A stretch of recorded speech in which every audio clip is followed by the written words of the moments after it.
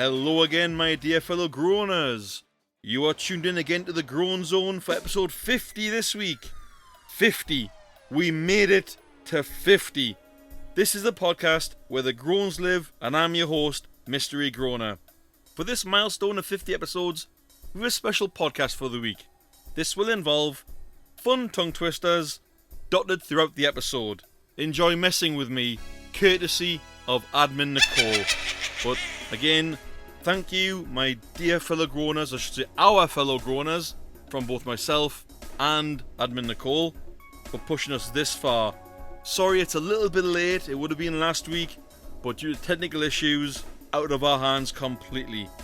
I still can't believe the podcast is almost a year old, but that's a story for another time. And so, my torture begins. And just so you know, groaners, Admin Nichole has written the entire episode. I've had no input, apart from a few little tweaks, completely.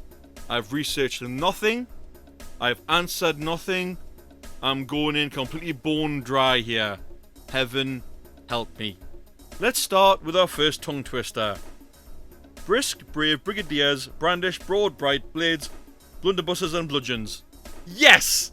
First one, passed. Nailed it. Get in. And also, your games this week are Yes or BS and Gimme the Question. But in the case of groans, let's start with the audience groan first for a change. This one is idiots who leave dogs in a car on a hot day with the window wound fully up. And that one comes from Barbara D from Essex. Cheers, Barbara. Good point, good groan. Anyone that does that, please have a bit of common sense, wind the window down, or take your dog with you, if you can. Dogs have feelings too, and they can become dehydrated. Have a think. And now, for Admin Nichole's Groans of the Week. Groan number 1. The unnecessary cost of gluten-free foods. Yep, Nichole, I concur with this completely, as I know people who are in the exact same boat. Groan number 2. People who feel the need to remind you constantly how much better their lives are without you in it. You see, for this wonderful part of life, I have used the block feature on so many things, it is unreal. And lastly, groan number 3. People who pay no attention to their surroundings and just expect you to move out of their way for them. Definitely agree with this, Nichole. These are the kind of idiots who stand in front of a starting car just as it's about to pull off. Yep, I've seen that and nearly witnessed some plonker stop in front of an almost moving car and nearly got knocked over. Yeah, fabulous. Aren't humans great? Now, for more tongue twisters. A skunk sat on a stump and thunk, the stump stunk. But the stump thunk, the skunk stunk. Get in! Another one down. That's 2 for 2 so far. Get in there. But I know more's coming later. I've had a look at this episode and I'm dreading it. I'm absolutely dreading it, groaners. Oh my god, those were the easy ones. But let's have it now with Ohhh Unlucky. Today's goes out to, I'm going to butcher this poor guy's name. If he's still alive, I'm sorry. To Tsusumu Yamaguchi, I can get the last name, who in 1945 became the unluckiest case on record to survive the atomic blasts of both Hiroshima and Nagasaki. Definitely lucky. In 1945, at the age of 29, he was in Hiroshima on a business trip. As he stepped off the trammed I should say, my fault, he was hit by a blinding light. This was the nuke known as Little Boy, the first atomic weapon ever used in the war that detonated just 2 miles from where he was. He suffered serious burns across his torso and ruptured both eardrums. And then, on August the 9th of the same year, whilst in his office talking to his boss in Nagasaki about what he witnessed, the room was filled with a familiar blinding light. This was another atomic bomb. Sorry, that's atomic bombs, not nukes. Again, my fault. Atomic bomb known as Fat Boy. He kept quiet about things until his 80s when he wrote a memoir titled Twice Bombed, Twice Survived, and became an advocate for denuclearization. I can say tongue twisters but not words. At the age of 93, he was in his final stages of cancer, no doubt caused by the exposure of radiation from both bombs. Man, for surviving that and getting to where you were, you're an absolute legend for living into your 90s. I hope you're still alive. If you're not, may you rest in peace, but my god, that's just stuff of legend. And now, to lighten things up with more tongue twisters. 6 sick hicks, nick 6 slick bricks with picks and sticks. 3 for 3. Woohoo! Now, who's feeling smart? Let's find out with yes or BS. You all know the game, those playing along live. You've got to pick a correct answer. If you get a BS answer, I don't mind what part of the game you're on, but you will find you have 0 points. You get wiped. Okay? Avoid that BS. Avoid it like the plague. Here we go. Round 1. The 6th... Oh god, I just said it. The 6th sick, sheep's 6th, sheep's sick is believed to be the toughest tongue twister in the English language. If I nailed that in one, which I didn't, failing a tongue twister on your first try will bring you immense bad luck. Oh, well, this should be great for the podcast. Yay! And myself. Number 3, trick-or-treating never takes a break. Okay, those playing along live, put your answers up there. That's A, B, C. Those playing along after the pod's been recorded, press pause, have a think, shoot up your answer. Okay, we have one for A there. Any more? Oh, some more people joining in for A there. And someone's thrown in C. We have a definite Halloween fan here. Any for B? None? Okay. Moving on. Round 2. Candy corn, well that's option A, was originally called chicken feed. Option B. Candy corn was made from chicken feed. And lastly, option C. Candy corn tastes like corn. I sense a theme in this round. Again, press pause. Answer when you're ready. Those playing on live, throw your answers up now. Okay. We have a B there. Okay. We have a couple coming in for A. And one for C. Okay. End of answers. All in. Excellent. That's it. Round number 3. Option A. Breaking a mirror is a way to rid yourself of bad luck. Option B. Mirrors were once used to reveal the person you would marry. And option C.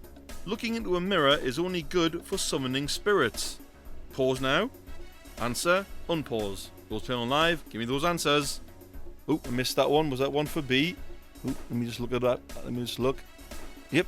Another one for B there. Someone's typed ghosts don't exist. Okay, I imagine you're going for C then. And... nope, everyone's gone for B. Looks like A has been avoided this round. Okay, we'll find out later on if you get the answer. Remember though, you only get points if you avoided the BS answers. Don't get the BS. Please. Someone I know keeps picking the BS answers every single podcast. Avoid the BS. Right, moving straight on to our second game. Let's play today's second game, which is Give Me the Question. Your answer is Stingy Jack. Your questions are: who in Irish mythology repeatedly tricked the devil? Option B. Who roams the earth with a pumpkin for a head? And lastly, option C. Who rules over the realm of nightmares? Pause here. Answer when you're ready. Unpause. Those playing on live, let's see those answers. Oh, seems the vast majority have gone in for A. Someone's thrown a B there and also gone for a C too. Okay. Alright, any more? Nope. No more answers, guys? That's it? Okay. Moving on to round number 2. Your answer is Illinois. Your questions are option A. Which state in America produces the most pumpkins? Option B. Where does candy corn, again, originate from? And option C. Where does the headless horseman come from? Pause when you're ready. Answer when you're ready. Those playing on live, give me those answers. Or in this case, give me the questions. Oh. Okay, we have a C coming up there. Oh, A is winning a lot there. And a B. Alright. Moving on, round number 3. Your answer is Bumblebee Bat. I'll say that a bit slower. Bumblebee bat. I just love the way that rolls off the tongue. Your questions are: option A, what species of bat is known for its bee-like stripes? Option B, what species of bat is often found in Australia? And lastly, option C, what is the world's smallest mammal?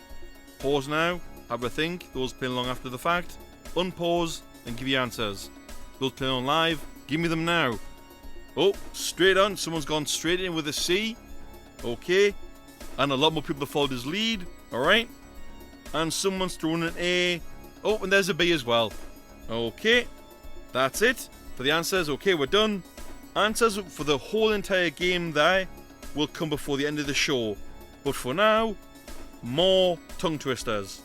I wish to wish you the wish you wish to wish. But if you wish the wish the witch wishes, I won't wish the wish you wish to wish. Yes! Yes! I get another one! Get up! Now, time for our new, much anticipated stories for the season. This week's is titled Lump in Your Throat. So, Admin Nichole, if you're new to the podcast, we have got rid of an old section that was called Well That's Creepy. We're gonna see how the stories pan out. And Admin Nichole, full credit to her, she's written a story for every episode going here forwards. So kudos, give a round of applause for Admin Nichole.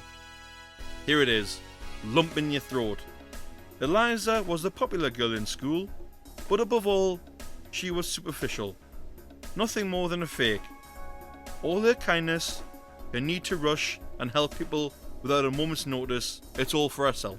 She couldn't actually care about anyone else but herself. Soon the annual choir assembly would be held, and like every year, she knew she would have the solo part. Of course, no one would ever question her. They would always back down, proclaiming the role of solo should always be hers and hers alone. Everyone around her saw her as a treasure to be protected for all she does for others, yet no one knew how little she truly cared. Everyone it is, until Alice happened, a new transfer student with no idea of the unspoken rules in the show. Alice was caught singing to herself in the music room by none other than the music teacher. She said Alice had a voice even angels were jealous of, and so she took Eliza's solo and gave it to Alice. Eliza didn't take it well, and did her best to make Alice not want the solo, killing them with kindness, as it was once said. Eliza would make Alice feel great about the solo, but also remind her of all the little things that could happen. The large audience all staring right at her, one tiny mistake could ruin the whole show for everybody. How being the solo makes her responsible for everyone. Sure enough, it started to work, and Alice began to develop stage fright and worry about her singing. As she began to break down in tears, that one rehearsal, she revealed to everyone in the choir her dream to spread joy to others through singing. Eliza begrudgingly knew she had to keep up her lie and cheered her up, but the thought of letting her win sickened her. She knew Alice had the better voice, but this was hers. No one was taking the solo from her. It was raining pretty hard that night. Alice and Eliza were the last ones to leave, separately of course. Alice had no idea Eliza was behind her, and as Alice stood waiting to cross the road on the stormy night, a car was veering out of control and narrowly missed her. Or it would have anyway, if a shadowy figure hadn't pushed her into its way. Alice was trapped in a coma. Her bones completely shattered, just an unfortunate accident, everyone believed. A man visited her in hospital. Alice was supposed to be unresponsive, almost brain dead, but this man was strange. No one had ever seen him before. Gossip nearby saw him as some antique owner. He was seen whispering something to Alice, but they didn't see him move a finger in any response. Alice died soon after, and Eliza arrived at school after the ordeal with a box of chocolates in her locker. A secret admirer, she thought, so she ate them all. Eliza was headed to the theatre for practice when she suddenly developed a pain in her throat. She was hearing voices, but couldn't see anybody. When she rushed to the bathroom to get some water, she noticed a red lump in her throat. It was rapidly growing, until a face formed in that lump. Alice's face. Talking to her mind directly, she told Alice how she knew what she did. She was going to have her dream one way or another, and the man from the antique shop helped her. Eliza put it down to hallucination and ran to the theatre, but when she opened her mouth to sing, Alice sang too. Everyone got cautious around Eliza, and when they asked her what was going on, the lump in her throat was happy to answer. She showed people what was going on to prove she wasn't crazy. It was the chocolates she ate. They were clearly cursed. Yet Alice wasn't going to be silenced anymore, and as everyone gathered around Eliza, without those looks of adoration she was used to, she began to run. Little did she know the trapdoor was open and she fell right through. Her legs broke on impact, but that wasn't the worst part. Her fall made her bite off her own tongue. Eliza and Alice were stuck together forever. Now Alice was in charge, and she would fulfill her dream no matter how. Eliza was stuck in a wheelchair for the rest of her life, and as the days passed, that lump in her throat grew bigger and bigger, until Eliza was no more, and there was now only Alice. So, if you're thinking about trying something similar, just remember, you will always pay the price for your actions eventually. The truth will always find a way out. And that is our first story of the podcast, and I thought that was brilliant, apart from a few verbal faux pas on my fault. But to bring a lighter tone to a great outcome for the world, here's our final tongue twister for the episode. 6 sick hicks nick 6 slick bricks with picks and sticks. I'm sure that one came up before, but I've done it again to prove I can do it. Whew. But now, speaking of lighter tones and everything else, here's Hero of the Week. This week's Hero of the Week, or actually Heroes of the Week, is actually a group of 5 children ranging from 2 to 11 years old. These children were living together in a foster home and took it upon themselves to appeal to people through a local newspaper to look for a forever home where they could all stay together. In a matter of days, the appeal went viral, getting 4 million views. The adoption agency has since taken down the appeal as it works through thousands of responses to find these children a forever home where they can all stay together. Ain't that a feel-good outcome? The kids don't want to be separated, so they've just got like a viral thing going on. I hope these kids end up with the right foster carer. And if you are listening to this and they haven't found their forever home yet, and you can provide for them, please do apply. But now, let us find out who scored points with the game answers. First one, yes or BS. The 6 sick sheep's 6th sheep sick is believed to be the toughest tongue twister in the English language. If you picked that one, that is absolutely true. It is the Guinness Book of Records toughest tongue twister. But according to researchers at Massachusetts Institute of Technology, that's MIT, one of the most difficult tongue twisters is pad kid poured curd pulled cord. I'll do that one again. Pad kid poured curd pulled cord. And I've just realised I've done it wrong. Do it one more time.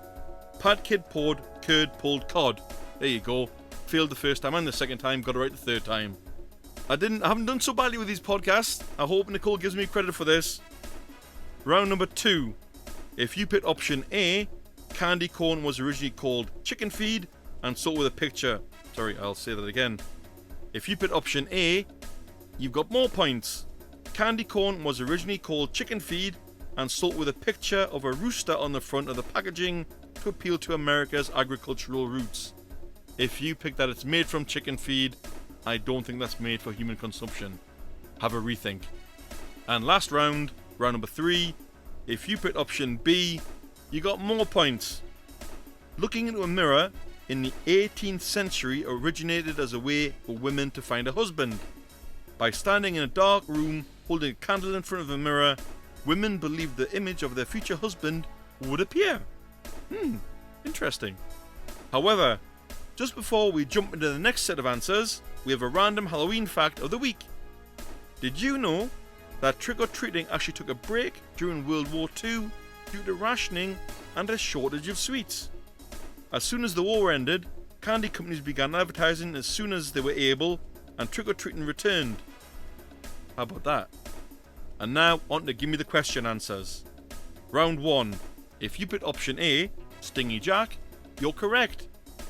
Stingy Jack repeatedly tricked the devil for many things. One of those things was that the devil would not claim his soul when he died. After Jack died, God did not want such a man in heaven, and as the devil had to keep his word, Jack did not go to hell either. He was sent off into the night with a burning coal that Stingy Jack kept in a carved out turnip and has been wandering the earth ever since. At first the Irish came to know him as Jack-o'-lantern, but that soon changed to Jack-o'-lantern, and that is where Jack-o'-lanterns came from. Round number 2. If you picked option A, Illinois, you're also correct. Illinois produces 5 times more pumpkins than other states. They have 15,000 acres dedicated to it. More than 500 million pounds of pumpkins are grown annually in the state of Illinois. Last round, round number 3. If you picked option C, Bumblebee Bat, you're correct. They have an average body length of just over an inch and weigh less than a penny. Who'd have thought it? And now, if you play this game on either Facebook, Discord, or just in your own company, it's anagram anxiety. And this is the answer for it. The answer is probably going to be the roughest one. Here we go. Frigatriscidicadophobia. Did I get it? No! And I believe that is... I think it's something to do with the number 13, isn't it, Admin Nichole? I'm sure she'll tell me if I'm wrong. I probably am. Yep, she's writing it up now so I can tell you. Give me a minute. Yep, I was right. Fear of Friday the 13th. Thank you, Admin Nichole. Thank you. Well, I hope some of you listening along there, playing live or listening later on, get some points. Don't forget, Groaners, that to be a part of the show, you can send in your feedback, your groans, your hero or zero of the week nominations, or your Ohhh Unlucky stories. How? Here's the list. You can send an email off to thegroanzonepod@gmail.com. You can search on Facebook groups and find the Groan Zone podcast. You can join on Discord under the Groan Zone podcast. And lastly, you can hit me up directly on Facebook Messenger under Mistere Groaner. That's Mr. with an E on the end of it. We're having some WhatsApp issues on the other phone I've got, so the WhatsApp number is down for the moment. But if you know what the number is, feel free to send them in, and when I get back on, I'll save you a groan. I've been your host, Mistere Groaner. See you soon, probably sooner than you think, else we'll be bringing you episode 51 sooner than you think. Bye bye, Groaners. Take care out there.